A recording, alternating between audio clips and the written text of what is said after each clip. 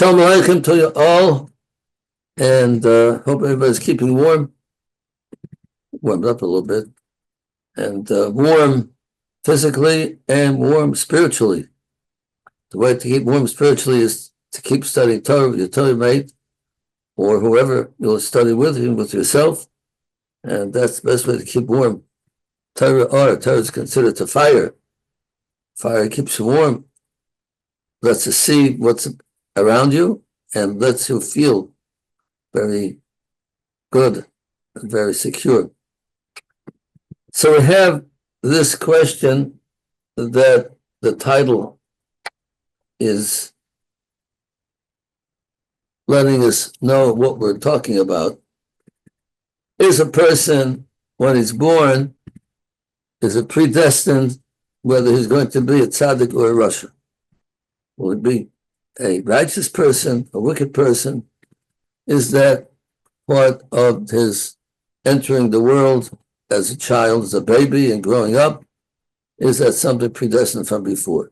So if we'll look into the beginning of this week's portion that we read on Monday, and we'll read on Thursday again, Parsha told us it seems that a person is predestined, because if we look at the words of the Torah,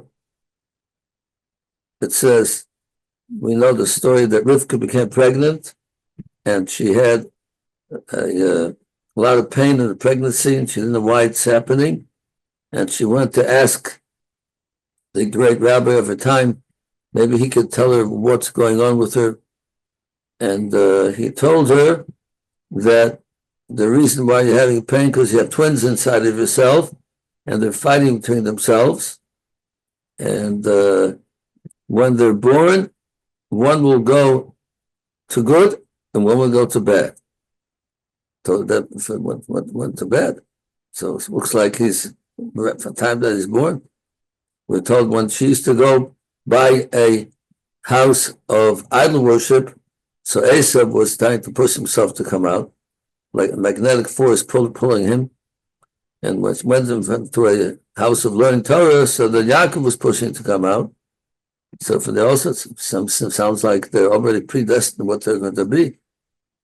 When they were born, it says, Simon Bevitna, she had twins without the aleph. She was written with an aleph and missing the aleph, so Rashi said, because one of them was a tzaddik, one was not a tzaddik. So therefore it's written missing, like Rashi is missing the boat, missing his purpose in life. The word itself is missing the aleph. He came out red, Eisav. His skin was red. That was a sign of will be a murderer, to spill blood.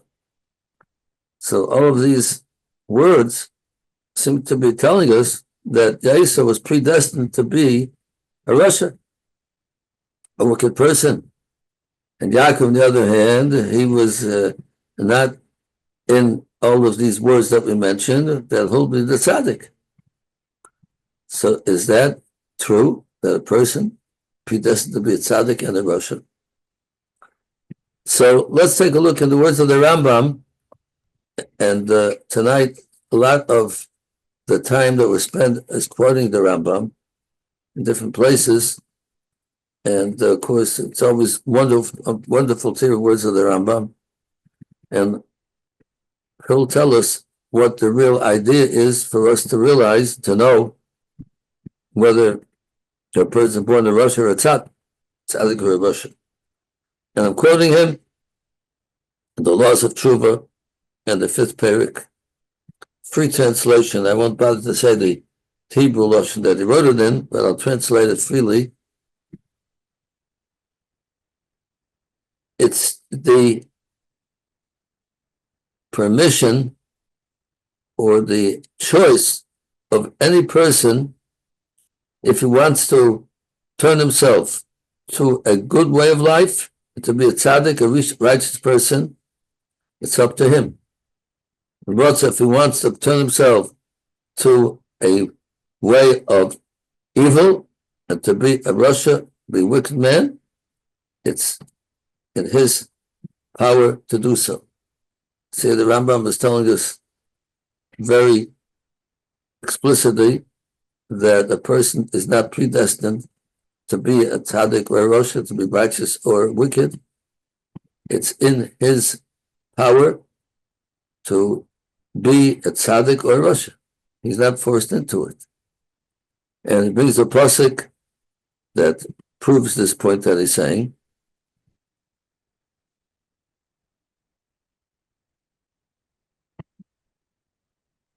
That man is the only bria creation that has this power, that has the power to be good, to be bad, and him to choose. All of the animals in the world don't have that power.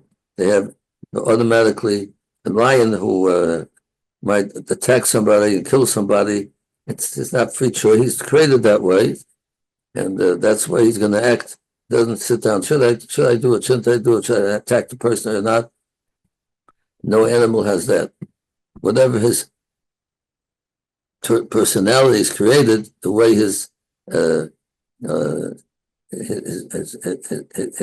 natural feelings are, that's the way he acts. He doesn't say, well, shouldn't I? He doesn't have any question, any doubts, and any choice. He does what his nature automatically tells him what to do.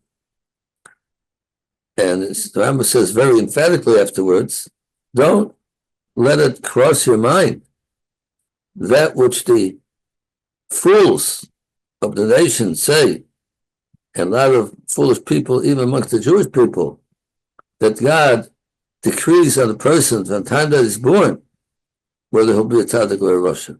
That thought should not cross your mind, the Rambam says. That's not so. Again, every person is fit to be a tzaddik, like Moshe Rabbeinu. These words of the Rambam, these words are discussed and questioned and gone over many, many times. But listen to those words. Kol Adam Roy Loy Lias Tzaddik and Moshe Rabbeinu. Every person, that means every man and woman is fit to be a righteous person like Moses, our leader, or Rebbe, or a Rasha Kerava. Rav ben Avot was a big Russia with much evil people by the Jewish people. Every person can be the biggest tzaddik and the worst Russia. It's up to the person. He can be a wise person or a foolish person. If he can learn or not learn, it's up to him. He could be a merciful person or a cruel person. It's up to him. He could be stingy or it could be benevolent. And all the other midas, character traits, up to a person to live the way he wants to. With a good midah, with these good character traits, or it could be a Rosh with act bad, act good. It's in his power. So, if that's the case, the Rambam continues, the sinner, he did it to himself. He hurt himself. Can't blame it on Shem trading that way. He did it to himself because he had the power to do right. If he sinned, then he is responsible for his own loss of being a good person. Therefore, every person should cry and lament on the sins because it's his fault. And that which he hurt himself and did bad to himself, he's right to cry about it and to lament over it. What did I do? I did it to myself. Nobody else forced me to do it. And therefore it brings the pasuk in Eichot and the Lamentations. What should a person be upset about?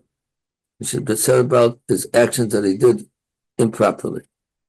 Because that's what you're being said about. Because you had the power to do the right thing, did the wrong thing, then you are responsible, and that's what you should be crying over and lamenting about and complaining about yourself.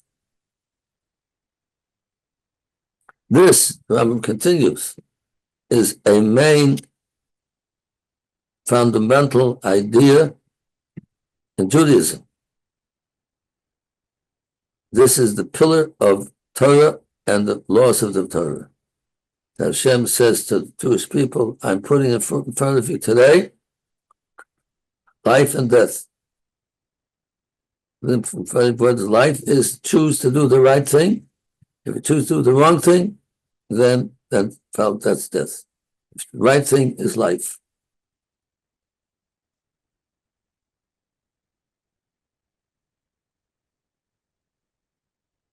And Rambam says further, if the opposite would be the truth, that a person is born to be a Rasha or a Tzaddik. It's not up to him, but Hashem decreed what he should be at the time he was born. That's not in his power to do what he wants to do. So then, the Rambam says that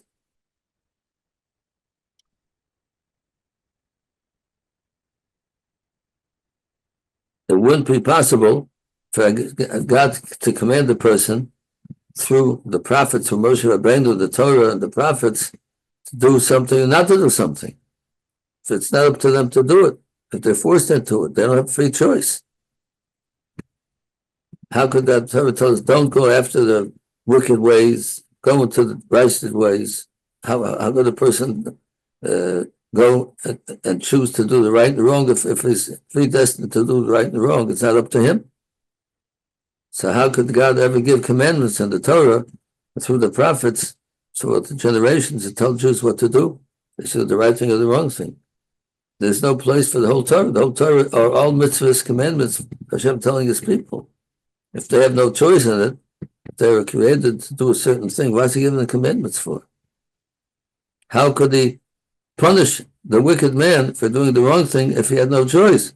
If he was predestined to do bad, why should he pay reward to a tzaddik for doing the right thing? If he predestined to do so, he had no choice. Hashem, who's the judge of the whole world, is not going to do righteousness to his people that he created. So the Rambam is telling us very emphatically that a person is not predestined. A person has the right choice to do it. It has the choice to do the right and wrong. It's up to him. He's not forced into either one. Therefore, you can command him to do right, and you can reward him for doing right and punish for doing wrong, because he's doing it from his own free choice. All right, the Rambam asks a question, but how could a person do the wrong thing? If again, Hashem created the world, and he wants the right things to be done, so how could a person go against Hashem and do the wrong thing? Hashem created the world, he's in charge of everything. So if he wants people to do the right thing, how can they do the wrong thing? The Rambam says, because that's what Hashem wanted. You're not going against Hashem if you do the wrong thing. Hashem says, I created you, I'm giving you a choice to do right and wrong. I want to do the right thing, but it's up to you. So you're not, that's what Hashem wanted. So you're not going against what he wants you to do. But it's not going against Hashem, what Hashem says, I want this, and you're doing the opposite of his power. Hashem's power to created the world, and he has certain rules of nature, and one of the rules of nature is that you have the right free choice to do what you want. You're not going against my power if you do the wrong thing, against my command. But Hashem could stop a person from doing the wrong thing if he wanted to. But part of the nature of the world, like the sun and the moon and the rivers, Rambam says he created a person to have the right choice to choose between right and wrong. So that's not defying Hashem. It's not defying him, because you're going against his will, but you're not defying him because Hashem gave you the choice to do so.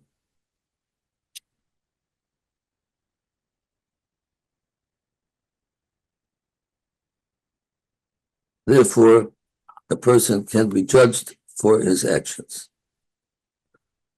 So now we're going to have to understand about, we started off with, it seems that Eisav was predestined to be a Rasha and Yaakov to be a tzaddik. We have here the words of Sil Shisharim, we quote him very often, Rabbi Chaim Mintz, the great Kabbalistic writer who wrote Kabbalistic writings and also simple, not Kabbalistic writings. And in chapter 1 of his great Sefer Mesillas Yesharim, I'm quoting again freely from his words. I wish I had Shem to learn the whole thing, but everybody, if you want to read a good book, see, it's written in English, it's translated in English in Mesillas Yesharim, the pathways of the righteous. He says a person is in a great, fierce war.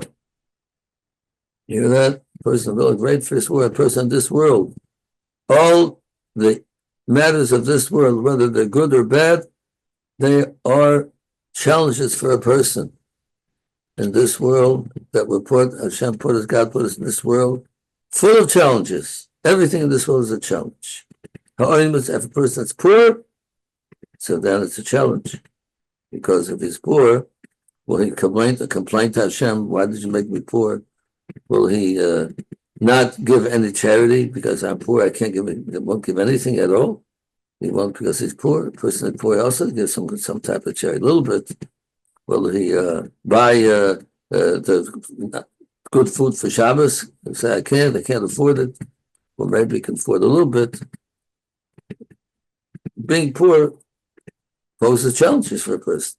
On the other side, if a person is rich, he has his challenges, because if he's rich, so they'll expect him to give a lot of charity, expect him to do a lot of favors for people with his money, expect him to make a nice beautiful Shabbos with his money. Is he going to do it, or he cannot part with his money? Maybe he just loves money, he won't give charity. It's a challenge.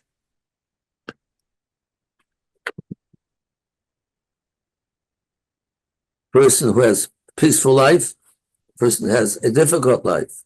It's a challenge. Person is a true person is in pain, is difficulty.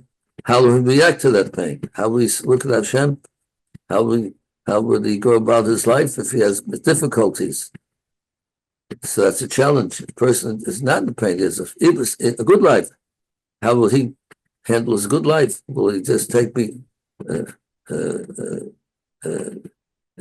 selfish about it, and just live it up and enjoy life, and not do good deeds for help other people? If he has peaceful life, so now use your life don't be selfish, do good things for other people. They're able to. It's a challenge for a person to get up early in the morning and do a mitzvah, or to stay in bed and just enjoy sleeping, and during the day to lazy around, or don't help other people. It's a challenge.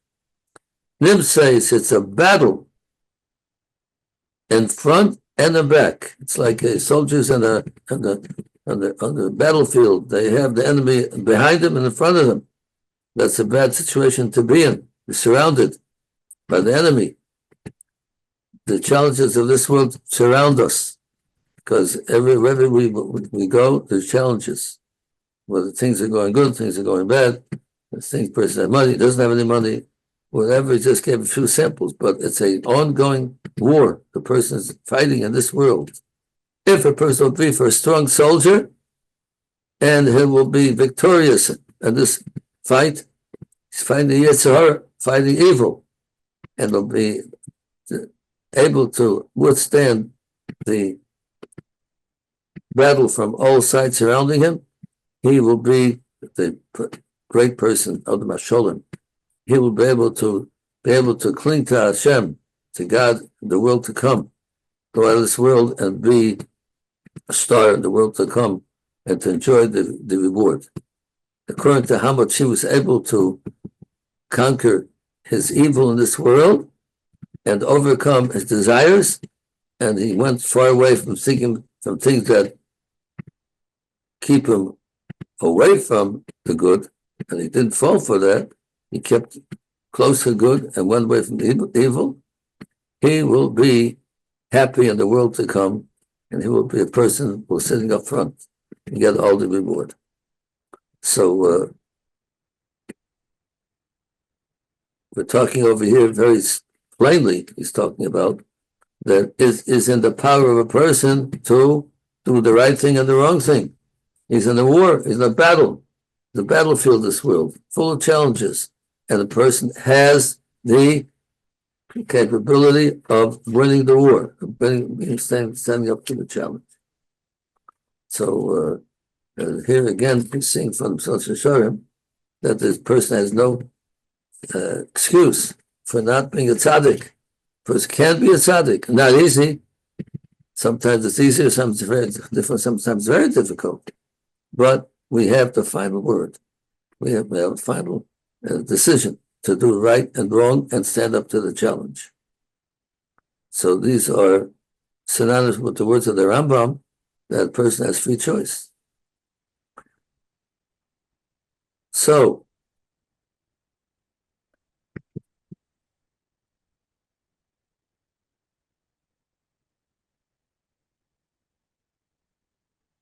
we have some other words over here where the Rambam is talking about that a person has the free choice. Even if he did evil, he can do tshuva.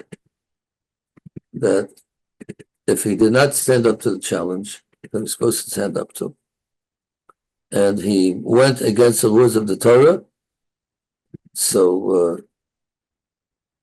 he might have to suffer consequences in this world, the world to come, but he can get out of it by doing tshuva.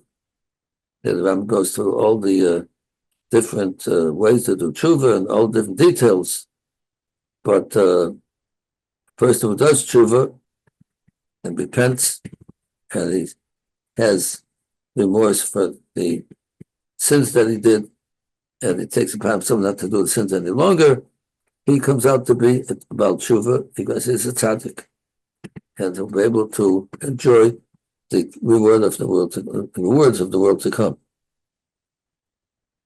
But we must say another thing the Rambam talks about. Here the Rambam is telling us about the challenges that a person has, different character traits the person has to deal with. What we mentioned before, he might have a stingy character trait, he doesn't like to give out money. He might be a very haughty, a MacGyver, and he might be very lazy. So these are all challenges. And how does a person overcome the challenges? What's the way to do it? The person say, I want to be a tzaddik. But look at that, but I have these problems. Can't get up in the morning to serve Hashem. I can't part with my money so hard. I worked hard for my money. And it's hard. People have a hard time parting with money. And too lazy to help people, don't need help.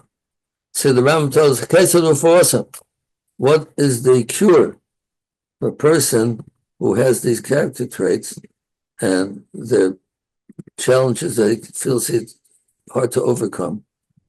So the Rambam gives us some good advice how to overcome bad character traits, bad midas. Person who is a person who has anger, he has to train himself. Even if a person hit him, a person cursed him, you should not react. Control yourself again and again until the midah of anger will be uprooted from him. He has to get a hold of himself and make up his mind. If the person's going to happen again, he's going to get me angry, I'm going to keep my mouth shut. I'm not going to do anything. It'll be hard the first time, the second time, the third time will be easier, the fifth time will be easier. By the time 10 times come, he won't be angry anymore. He'll overcome it by repeating his self-control over and over again. If he's a person who is haughty, gaivadik, he's very conceited, he's aloof from everybody, he thinks he's the God's gift to humanity, he should conduct himself with humility. He shouldn't try to get all the attention that people should make a lot of noise and always be the head singer when they're singing, and the head always talking, and they want everybody to think that he's the smart guy. He's trying to get the attention of everybody. Keep your mouth shut. Don't try to gain attention from people. Just sit with the crowd and don't do things that make you special and different for everybody and getting the attention. Control yourself. Do it once, do it twice, and eventually the Rambam says again, he will eventually overcome that midah. So I'm telling you, the way to change your character traits and to stand for challenges is to repeat things over and over again, self-control. And the Rambam said, that is giving us two examples, but other character traits that a person is working on do the same thing. If a person is very stingy and you have hard to give money, force yourself to give charity once. That'll be the hardest. Again, we always bring the Rambam in a different place says, person give charity $1,000 at one time and $100 10 times. She gives 10 times $100 because by doing it over and over again, you're uprooting the stinginess from your neshama, not neshama, from your body, from your nefesh, and you're training yourself to be a good person and a person who's willing to give charity, but it takes self-control for first few times. But if a person will do that, he will become a different person. And the same thing with everything. If it's too very lazy, you can't get up in the morning to go to shul, to daven, whether it's Shabbos, whether it's during the week. Force yourself a few times to get up early, on time, and you'll see, after a few times, it'll get easier and easier. Forgetting is hard, but as you do it over and over again, you train yourself. People train animals, right? People train fierce lions. You have lion tamers. They go into the lion's den, and they train them, and the lion becomes like a pussycat. They're able to train animals that they don't. The most fierce animals are trained to be very it's easygoing and not like they were born to be tear people apart. But you can train animals. So we say a person is an animal. All animals. Our neshama makes us not an animal, our soul, but our body is an animal. So all these things we talk about now, that we're stingy, hardy, these things are animalistic traits that we have in ourselves. But we can train ourselves like we train animals themselves. We can train ourselves the same way. The Rambam is telling us. So, getting back to the original question that we asked, Eisav, it seems that he was born with all these things which are not the way God wants us to live, not to be wicked in any way that he was, not to be murdering. He was read as if he had the character of if he's angry at somebody to want something, they can even kill somebody. Some people have that problem, that to an extreme. But whatever he had, which is a problem, he had the choice to change himself. There are challenges that he had in his life, and challenges a person has to work on and force himself to do the right thing and keep away from the wrong thing. Do it a few times, and you will become a different person. Person is very not nice to people, and he talks with words of and telling him he wants to kill people, but let's say a person has that nature. So what he has to do is to go to a hospital and help people out and talk to them and encourage them and change himself out instead of being the person that's strong and strong-minded and ready to tear people apart, maybe not physically, but verbally. But go and talk nicely to people and do it over and over again. You will become a good person, a kind person, a nice person. And all the other things, a person has challenges. Eisav had that opportunity. Eisav was not forced to do things which he had negative in himself. He had negative things. We all have negative things in ourselves, and nobody's born perfect. And he had a lot of challenges, but his purpose in life was overcome those challenges by heeding the words of the Rambam, how to work on ourselves. And we have to, everybody has to look at, what am I weak in? What character trait do I have to fix up? For person 1 or 2 or 3, how do you fix it up? Go against that nature that you're pulling you or pushing you to do the wrong thing, and be strong and do the right thing, and after a while you'll become. If a person becomes what he does, if you do something, you become what you're doing. And that's it. And Yaakov, on the other hand, Yaakov, who was not problematic with things that Eisav had, but we expect more from Yaakov. And Yaakov has to be perfect. If you don't have those challenges, and you don't have the problems of that Eisav had, then we expect more from you. Then you have to have perfection. Rabbi Chaim said, God treats tzaddikim like a chutas, like a hairbreadth. If they go off the right thing, or it's a hairbreadth, it's the most minute thing they do wrong, Hashem takes them to task. You don't have no challenges that Eisav has. You were born with a good character, good character traits. Then I expect you to be perfect. And if you go away from being perfect, then you'll be punished for not being perfect. Because God only punishes where it's expected for a person to live up to the challenge. Eisav had the challenge of not being perfect, but not being terrible. So he has to work on himself to be a good guy. Something expected to be perfect. He's not too far from being perfect. But he expects him to be a good guy and not be a bad guy with doing things that are against Hashem's will. But a tzaddik person, born a tzaddik, born with good character traits, Hashem expects much more from him. So his challenge is a great challenge to be perfect. And anything more than perfect is not acceptable to Hashem. His challenge is to be a person way above Eisav, because he didn't have the same challenge as Eisav. So this is the answer to the question. No question about it. Every person in this world is not born predestined to do bad. A person is able to do a free choice. He can do bad, he can be good, and he has to stand up to the challenge, and he will make himself good by repeating the goodness of each character trait that he's working on. And so nobody has the excuse to say to Hashem, will come in front of Hashem, God's godly throne after 120 years. Hashem said, how come you didn't give charity? How come you didn't get up in time to go to shul to daven? How come you didn't help out the guy who had flat tire? Well, I'm born that way. That's why you created me, Hashem, but I have these challenges. Yeah, challenges, but I told you how to overcome the challenges.